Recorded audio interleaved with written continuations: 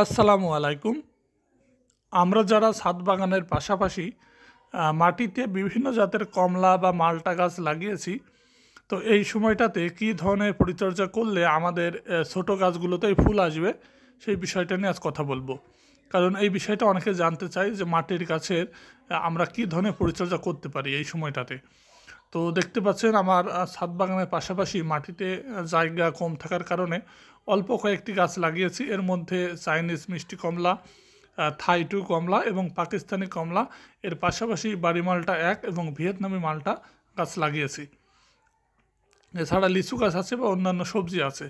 তো এখানে একটি গাছ দেখতে পাচ্ছেন, এটা হচ্ছে পাকিস্তানি কমলা। গাছের পাতাগুলো ঝরতে শুরু করেছে এবং উপরের পাতাগুলো সবুজ আছে। তো এই সময়টাতে আমি এই গাছটা মোটামুটি 6 থেকে 6.5 ফিট লম্বা হয়েছে। তারপরেও আমি এই গাছটাতে নিয়মিত পানি ব্যবহার করছি এবং রাসায়নিক সারও কম বেশি চারপাশ থেকে দিয়েছি। কারণ এই গাছটাতে আমি আসলে ফুল চাচ্ছি না, আমি চাই গাছটা আরও বড় হয়ে যাক। তো যারা ধৈর্যশীল বা ধৈর্য যাদের আছে তাদের বলবো যে অবশ্যই ছাদ বাগানের গাছের মতো মাটির গাছ না, মাটির গাছ স্থায়ীভাবে অনেক ফল দিবে। তো এর জন্য গাছটা আগে বড় করা দরকার। তো অবশ্যই গাছের বয়স 3 বছর হলে তখন থেকে ফল নেওয়ার চেষ্টা করবেন। ছোটো গাছে ফল দিলে আসলে একটা ফলের ভারেই গাছটা বেঁকে যাবে এবং তাদের বৃদ্ধিটা নষ্ট হবে। তো এর জন্য আমি ফল নিতে চাচ্ছি না। তবে যাদের গাছের বয়স 2 বছর হয়ে গিয়েছে, যারা ফুল চাচ্ছেন, তারা এই সময়টাতে গাছে পানি কম ব্যবহার করবেন।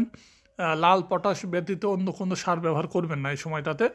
এর পাশাপাশি গাছের গোড়া থেকে মোটামুটি 6 থেকে 8 ইঞ্চির মধ্যে যদি কোনো ডাল থাকে, 1 হাতের মধ্যে ডাল থাকলে সেগুলো ভেঙে ফেলার চেষ্টা করবেন। মানে একটি কাণ্ডের উপর গাছটাকে রাখার চেষ্টা করবেন, তাহলে গাছটা ঝোপালো হবে এবং ফলনটা ভালো আসবে। এর পাশাপাশি যদি কোনো মরা বা শুকনো ডাল থাকে, সেগুলো কেটে ফেলবেন এবং ছত্রাকনাশক এখন নিয়মিত স্প্রে করতে হবে। এর পাশাপাশি বুস্টার 2 যদি কারো কাছ থাকে বা মিরাকুলাম, এই দুইটার মধ্যে যে কোনো একটা স্প্রে করবেন। স্প্রে করলে এখন থেকে স্প্রে করা শুরু করবেন, যেহেতু জানুয়ারি মাস চলে এসেছে। 15 দিন পর পর স্প্রে করবেন, তাহলে ইনশাল্লাহ গাছে ফুল আসার সম্ভাবনা বাড়বে। এবং এই সময়টাতে যেটা বললাম, পানি কম দেবেন এবং আর একটা বিষয় হচ্ছে সার দেওয়া যাবে না। এই দুইটা বিষয় খেয়াল রাখবেন এবং বুস্টার 2 স্প্রে করবেন, তাহলে ইনশাল্লাহ ফুল আসবে গাছে।